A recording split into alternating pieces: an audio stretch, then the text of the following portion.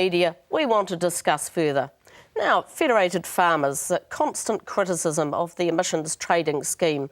Are they just creating more problems in terms of all the hot air they're letting off? Is anyone listening to them, Bruce?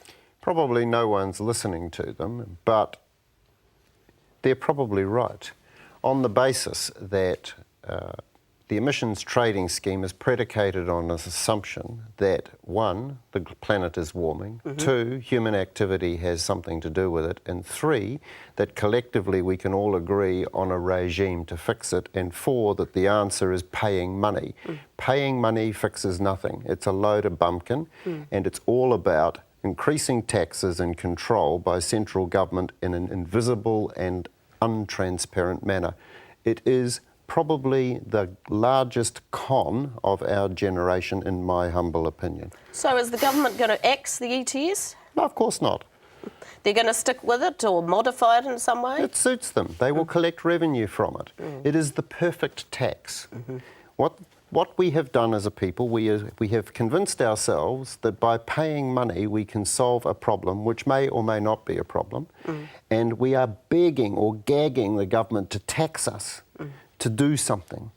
And it's invisible and it's not transparent. It's the perfect tax. What's your view, Nevil? Well, the irony is in Australia where the politicians didn't allow it to go forward, so it's been scrapped and they were able to write back close to $1 billion New Zealand back into the government, into the positive. Has that had any effect on the New Zealand government's thinking? Well, what's happening in Australia, of course, is a groundswell in favour of it. It's started to come through, and even economists are criticising the government there for taking a short-sighted view. So who knows? You know, we're at complete polar different ends from Australia on this particular issue, and whether it's just a secret carbon tax, which I'm inclined to think that's really what it is. Might be a better mechanism. But yes. Getting out of it's going to be quite hard. And the difficulty for New Zealand as an export nation, which I find ironic, the largest emitters of carbon, and the jury's out on whether it actually is a greenhouse gas. I figure steam is more of a greenhouse gas than carbon, but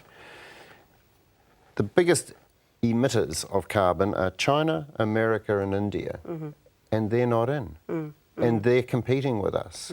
And we are putting a tax on our producers who produce real tangible goods like meat, logs, whatever, and have to transport it across the planet to a market. And we're saying, you haven't got enough disadvantages. Let's give you another one. It's just dumb, dumb, dumb, dumb, dumb. Right, well, moving on to another campaign of Federated Farmers. They're planning an awareness and education campaign so farmers can fully understand their exposure to currency risk. Is this necessary, Bruce? I mean, there's only a certain amount of structures that farmers could use at the moment? Yes, it is appropriate. Currency volatility can have a dramatic effect on revenue, and given the thin bottom lines on which many farms operate, can eliminate profits entirely. And this is true for all exporters. One non-farming exporter that I'm involved with lost half of its profits last year in currency volatility. It could have hedged better, and certainly being exposed to the tools that you have or that are available to hedge this risk is a very wise thing for farmers to be alerted to. Are the dairy futures contracts that are coming up soon, are they going to make much difference? Well, that's going to Nevil? be really interesting because they're going to be done on a global scale as well.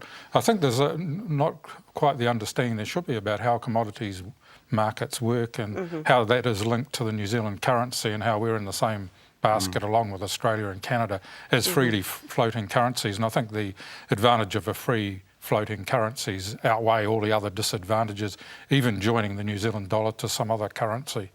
Right. Now, moving on, China's just become our second largest export market after Australia. Plenty of New Zealand failures in that country. Bruce, we're going to see some more? The failures are not with regard to what we export to them. If you export goods and services to China, they do pay for them because they want more goods and services.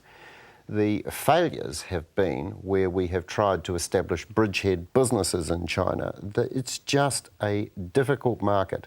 Their business mentality and their business thinking is so fundamentally different to ours that you can't bridge the gap. And it is certainly export goods and services, never, never, never export technology. Do you agree with that, Neville? It's fundamentally right, and the good news though is that there are big markets, just as China. We can look at the next wave of emerging economies of the large. India. Well, I was thinking below those major ones, below the BRICS. You've got countries like Egypt. In South America, there's large numbers of countries with less population, but from a New Zealand point of view, very good and emerging, so you can get a foothold in some of those. And not all of them have the same business culture as China. Right. Many of them are, in fact, quite aligned with the West, and the Gulf countries would be among those. Yeah, so we might be better to be spreading our eggs around a little more, perhaps. We certainly need a good strategy on that, and I think that's a little bit lacking in how we deal with those, because a lot of companies are left to sink or swim, and that's very unwise. And a lot of the problems in China was, really a lack of real awareness of what's going on in that market, and then getting it back. So perhaps that currency education should be more about how business cultures work in other countries. Right. And certainly the free trade agreement with China is going to accelerate the relationship between our two countries. And in principle, free trade agreements make sense, provided you're not dealing with an ant with an elephant, which is the situation with China, and provided you don't actually allow free capital flows, because the elephant will always consume or squash the ant. That was the flaw in the China free trade agreement. Right. What do you think about more Chinese investment in New Zealand, Bruce? Do you think that's a good or a bad thing? Because I'm sort of torn both ways. Obviously, foreign investment's good, but should it be coming from a Chinese state-owned company, or should we favour more private enterprise from offshore? There are two aspects.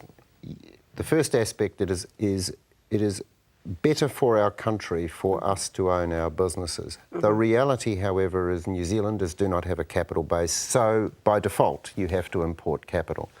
It is better if that capital creates something rather than recycling that which is already there. Most of the foreign investment we've had to date is a recycling by way of acquisition of that which already exists. Again, the Chinese business culture and investment culture is fundamentally different to ours, and in many aspects and in many ways better, but they have an absolutely buy and hold forever mentality, whereas we do have a buy, develop, trade culture. And they also have a predatory nature with regard to their minority shareholders, which we have seen in numerous public companies like Millennium and Copthorne, Regina. The list goes on. So we certainly don't want to see that, and do we? it's not healthy. But the Japanese have handled it slightly differently, and that's an alternative model. Obviously, the companies in Japan are large sort of corporate ones, but they do tend to take more of a sleeping role, if you like, in Synlait, for example. Right. That's and true, in that way, they keep a little bit below the radar, so the xenophobic things don't come through. We haven't had any Japanese companies buy a controlling as opposed to a 100% stake in major New Zealand companies, but by observation of Japanese-owned subsidiary companies in New Zealand, I concur with you. Well, they've bought Lion and Nathan now completely, so... Yes, they have, but they're off the radar. Yeah. But they haven't had the same approach at all. It is, as you say, we will embrace what you do, nurture what is good, let you get on with it. What about Sue Kedgley calling for a parliamentary select committee inquiry into animal welfare and ethics at AgResearch's research campus? AgResearch says, look, the Sunday Star Times, they didn't need to go getting this information under the Official Information Act. They would have told them. That's a bit of a